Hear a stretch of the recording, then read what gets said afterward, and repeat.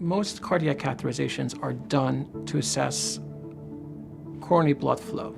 That is, do you have blockages in your blood vessels of the heart that can cause you and your heart problem moving forward? When it comes to invasive procedures, currently there are two types that are being done mostly. One is transfemoral, which basically the physician, your cardiologist, gets access through your leg, and through that catheters go up and look at the blood vessels that feed in the heart. Currently, most academic centers, they train their fellows, which become cardiologists in the future, to go transradially, getting an access through the radial artery.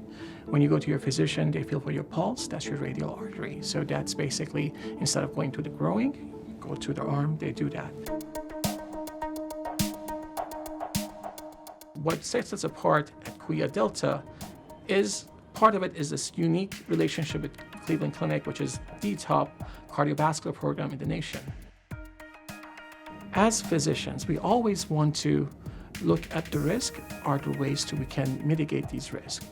Transradial approach, thankfully, eliminates risk of bleeding in patients and life-threatening bleed, which is even more of a concern. This is the size of needle that is used for leg access versus this what we use to get access in the arm. As you can see, it's much smaller for the arm, so it will be less traumatic, decreased risk of bleeding, and damage to the blood vessel. As far as recovery time, it's much less on the patient, as well as patient's discomfort level is much less. When you go to a groin, a patient needs to sit laying down for at least 4 to 6 hours. That in itself can cause problems for patients who, let's say, are overweight or have back issues, that you have to sit in a certain position or lay down for a certain position for a long period of time, and that can cause pain and discomfort.